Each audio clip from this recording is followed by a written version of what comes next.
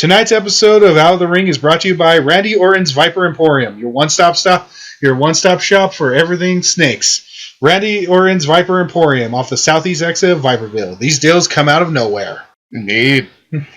Hello, ladies and gentlemen, and welcome to tonight's episode of Out of the Ring.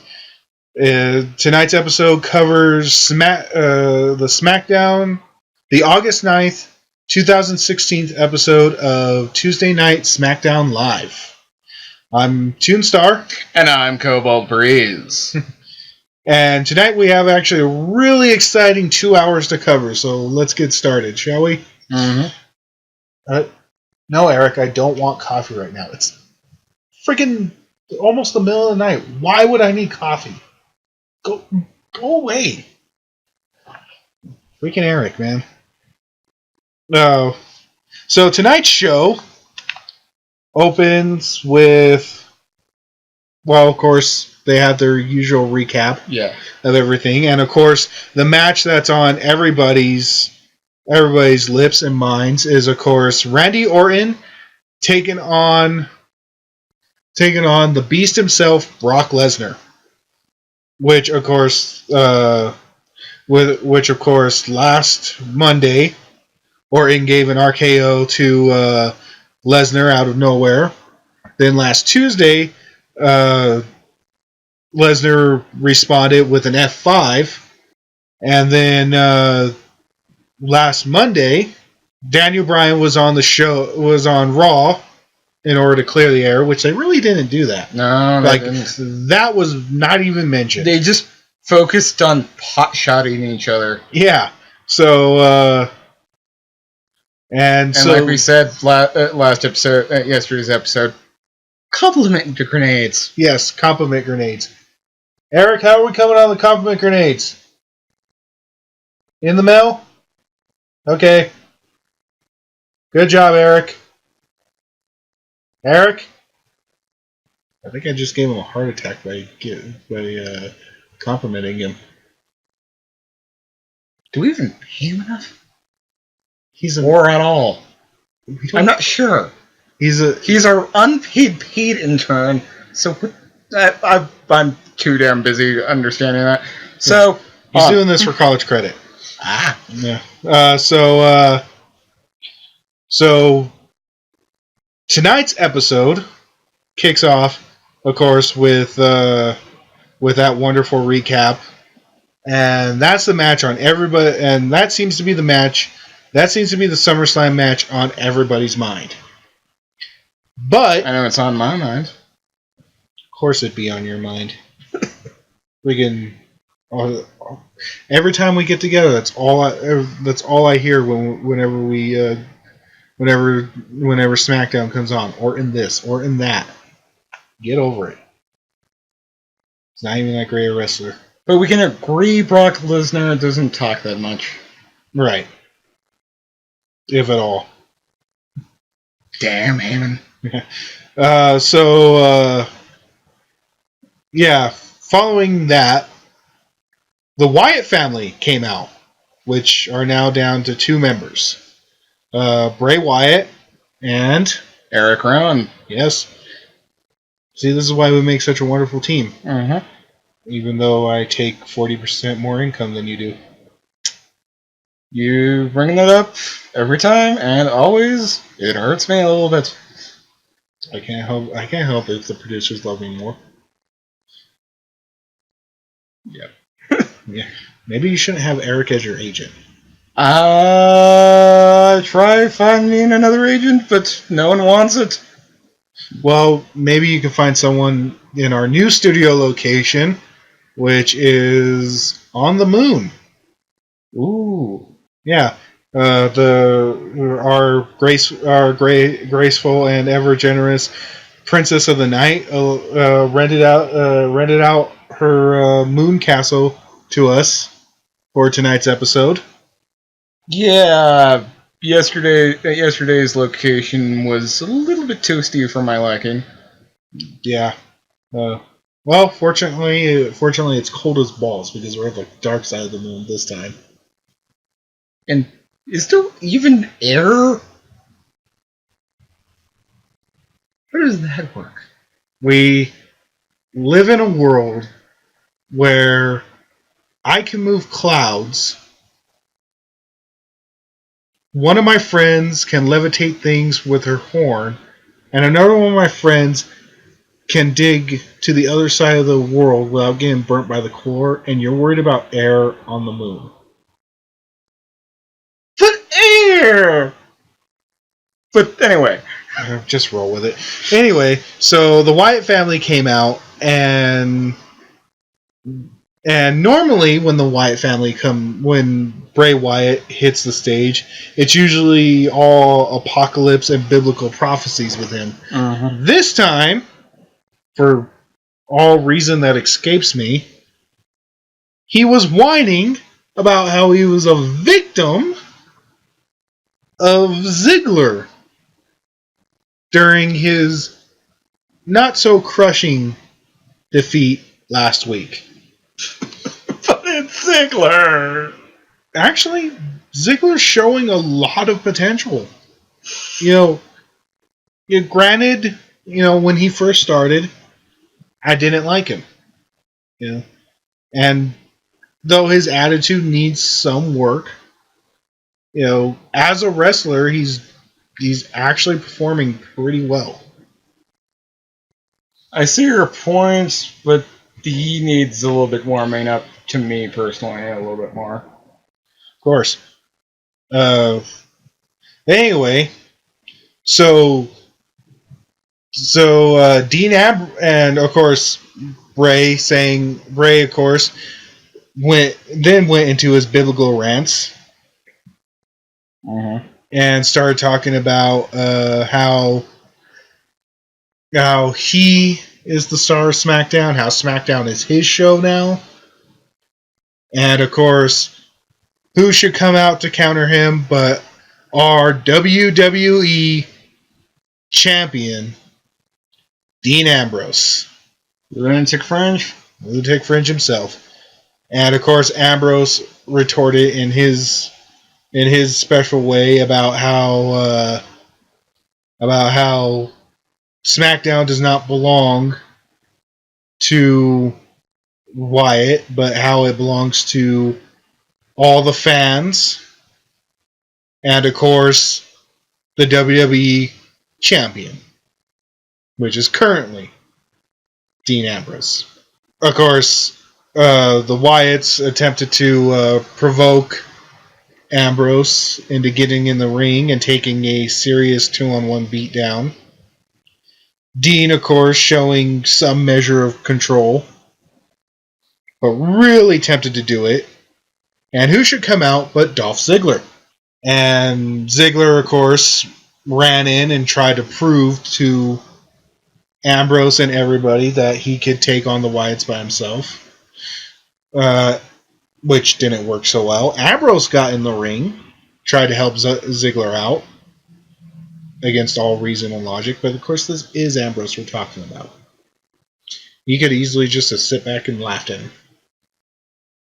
But apparently, Ambrose, despite all his craziness, is doing a face turn as champion. So yeah, there's that. Yeah. And so Ambrose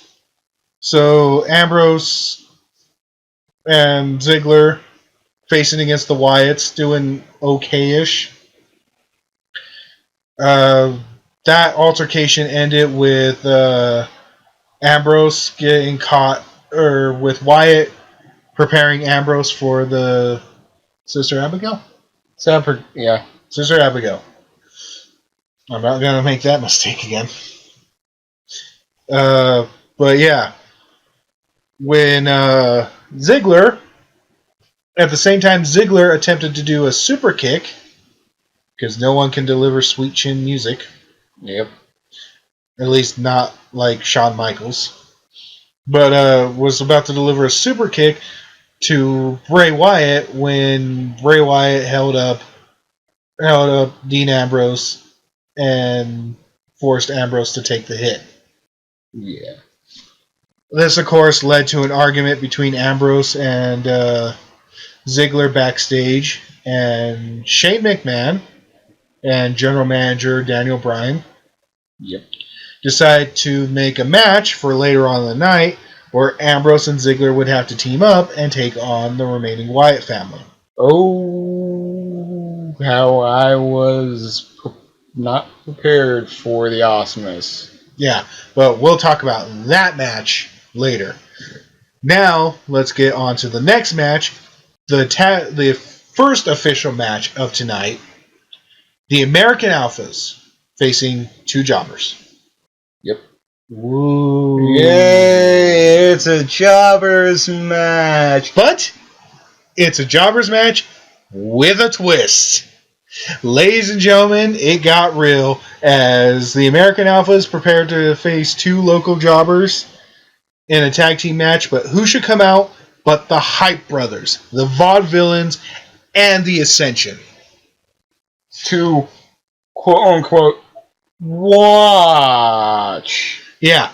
Well, I mean, they watched the match. Of course, the American Alphas put away their jobbing competition fairly easily. And then all hell broke loose as all four tag team members got into the ring and started beating the ever-living piss out of each other.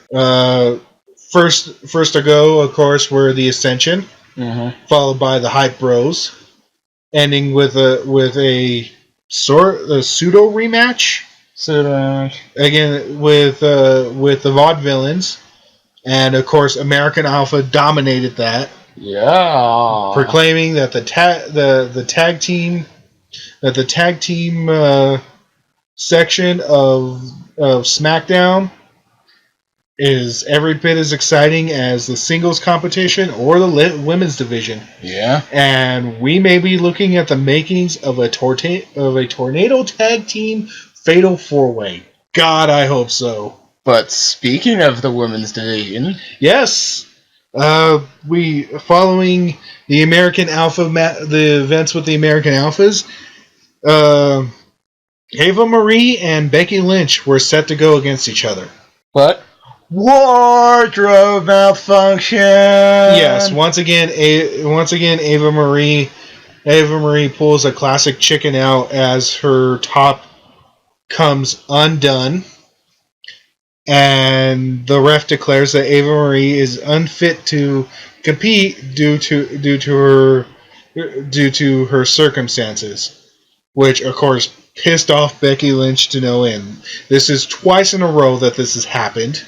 Yeah. Last week, Ava faked a cramp in her leg. Yes. And so Becky Lynch offered an open challenge to any woman in the locker room. Actually, to anyone in the locker room willing to take her on. And of course, as we all know, the men can't fight the women because of regulations. Yeah, because we won't get another China or Lita out there, or Sable, who can like. But Nia Jax seems like a good candidate. Yeah. That woman's built. Strowman versus Jax in the first cross-gender singles match. That would be interesting. But anyway. People make that! Yes. And, it's not that we have, it's not that we enjoy man-on-woman violence or anything. I'm just saying, if we're gonna do this in all fairness and equality, sometimes the men and women have to get in the same ring together and beat on each other every now and then. But fortunately, Becky's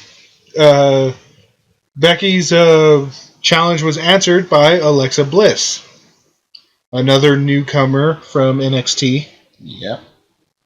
Who was drafted into SmackDown, one of the NXT drafts for SmackDown. There's a lot of NXT drafts. Yeah. There's like Baron Corbin, there was Finn Balor. I think, there are 6 NXT draft picks. Yeah, and I think one brand got 4, and then the other. I think 2. SmackDown got 4, which most of them were women. And Raw got Finn Balor and some other person. Yeah. Jax? No, Neville. Oh yeah, no. They also got Jax. Yeah. So I think it was even. Yeah, and of course, SmackDown got Ava Marie, Alexis Bliss, and the American Alphas. They also got Carmella. Oh yeah, they are. So their women's division is actually way stronger than Raw's right now. Yeah. At least they have more variety instead of the same 3 women. And then whoever gets pulled out of NXT for that night. But yeah, Becky Lynch took on Alexa Bliss, and both of them wrestled to supreme satisfaction. I just wanted Becky Lynch to kick her ass. You know, I will say this: as far as competitors go, Becky Lynch is actually one of those who show massive potential. And she's actually, and she's not arrogant like some of the other competitors, and she doesn't pull any cheap tricks or anything. She's there to compete. Yeah. But just as Becky Lynch was about to seal the deal, who should come back out but Ava Marie, apparently having her wardrobe fixed, now ready for competition. But unfortunately, Bliss was already competing. Yeah.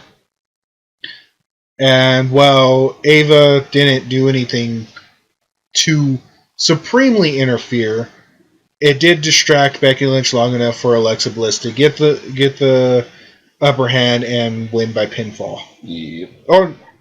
Win by pinfall. It was pinfall. Yeah. So following that little fun nuts, we finally have the match. We have the match that was actually teased at the beginning: Randy Orton versus Alberto Del Rio. Now, before you guys get up all in arms about what might happen, Lesnar did not show up tonight. Nope. Yeah. But as Orton was arriving into the stadium tonight, Del Rio confronted him and basically called Orton out on his ass, saying that Viperville sounded like a Disneyland theme park. And Orton, of course, gave one of his classic retorts, and Del Rio threatened to break Orton's arm. Which Del Rio, as you may know, Orton had been out of the WWE for quite some time due to surgery on his arm, and Del Rio threatened to injure him, re-break that arm again. And of course, Orton and Del Rio both wrestling to their to whatever they can pull off. I don't really care for either of these two. Del Rio doesn't really impress me none. Orton doesn't really impress me none. I don't care about their pedigrees. Apparently, they're both from a long line of wrestling families. Hoop-de-dam-do for that one. But Del Rio really worked on Orton's arm during this match. Yeah. And it actually fell over the barricades. The match did. Yeah.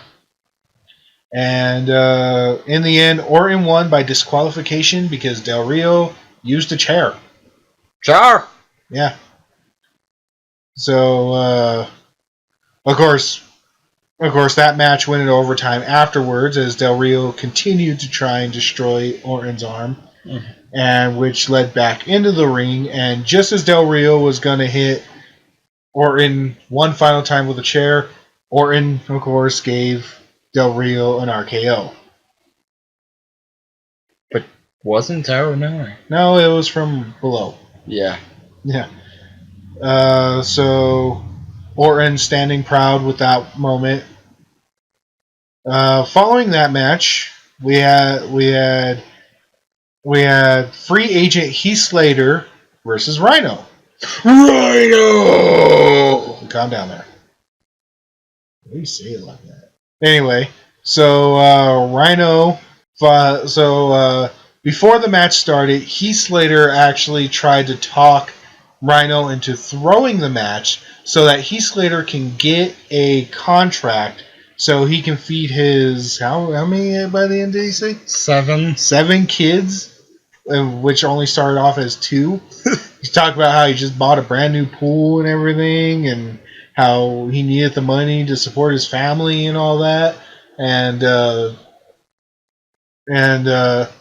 so Rhino and but Rhino refused to go down because he's a politician, and yes, if you look that up, he is a legitimate politician, and he's actually racing to be a representative, I think, of Minnesota. Yeah, so I mean, it's not the first time a professional wrestler became a politician. Jesse Ventura. Yep. And Jesse Ventura became mayor, or became senator of California. I think it was Michigan, actually. Oh, was it? Oh. I think it was Michigan. Well, whatever. Anyway, so Rhino faced off against Heath Slater, and Slater actually gave a pretty good performance. Mm-hmm. Rhino, the big man that he is, Heath Slater, super athletic. Once again, another super athletic competitor. If he could just get over himself, But in the end, Rhino won. And you can't say Rhino didn't earn it. Heath Slater did put him through his paces. Uh-huh. Unfortunately, Heath Slater was not happy with this outcome, and confronted Shane McMahon and Daniel Bryan backstage, where they were actually talking about giving him a contract. Anyway. Yeah, because of how hard he had been working, even though he really didn't have any victories under his belt right now, just how hard he'd been fighting for it. And he, in his own special way, Heath Slater basically told him to fuck off. Yeah. Yeah. And they decided, not give him the contract after all. Eh? So, yeah. Of course, this is all leading to something. I know it is. Yeah. Following that nonsense, we had Carmella versus Natalya. Of course, Carmella came out, with her little Brooklyn style, Malibu Most Wanted status, rapper girl looking thing, talking stuff, talking stuff about, who she was and everything. Kind of trying to be, Enzo and Cass, but not working the crowd like they can. Mm-hmm. And last week, Carmella got attacked from behind by Natalya. This week, Natalya tried to pull the same thing, and Carmella actually was ready for it. Mm-hmm. Throwing them in the ring and starting their match. And both of them giving, the performances we've come to expect from them. Carmella being Carmella. Natalya, being a heart. Yeah. And of course, the commentators talking about how Natalya's family and a member of the Hart family and everything. But in the end, Carmella won by an interesting leg locking submission. Yeah. She did a leg lock. She didn't lock Natalya's legs. What she did is she wrapped her legs around Natalya's head, grabbed one of her legs and started pulling back on it. So it would start crushing Natalya's throat. And this whole time Carmella's just screaming like mad doing that.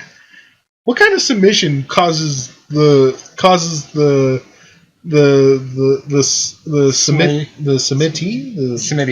submittee to scream out in pain when the submitter is just trying to resist it all again? But in the end, Carmella won with it. Natalia submitted, tapped, and they're building up to something there. A rivalry between Carmella and Natalia. We cut backstage to see Corbin beating on Callisto for some reason. Yeah, apparently Corbin is still pissed off that Callisto cost him his chance at the Intercontinental Championship. And yeah, that's all she wrote on that one. You just beat him up and leave.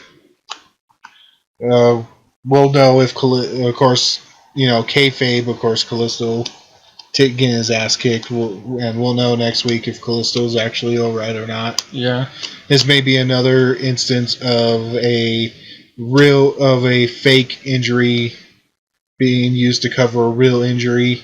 Yeah, just like Biggie. Yeah, we've learned recently that Biggie had been injured in real for real, and they used that ring post nut shot to cover that up. But still. And then finally, we get to our main event. Dolph Ziggler, Dean Ambrose versus the Wyatt family. Mm-hmm. And of course, Ambrose being the phenomenal wrestler he is. Amazing. And then Ziggler, pulling out all the stops, proving that he has what it takes to compete on that level. The Wyatt family, pulling out their usual freakiness in terms of strength and speed and flexibility. But in the end, when it was all said and done, despite some really close calls and just a hair's breadth away, Ziggler and Ambrose managed to pull it off, with Ziggler getting the pin. Yes, both of these men were able to put aside their animosity for each other and work together. But Ambrose wasn't done. Nope. While they're standing in the ring,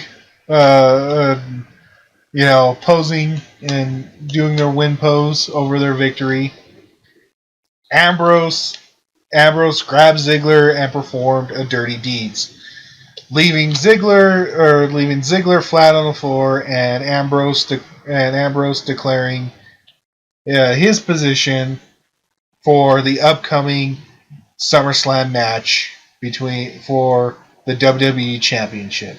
Mm-hmm. Personally, I hope Ambrose retains, but with the performance that Ziggler has been giving, it wouldn't surprise me at all if Ziggler actually took the title.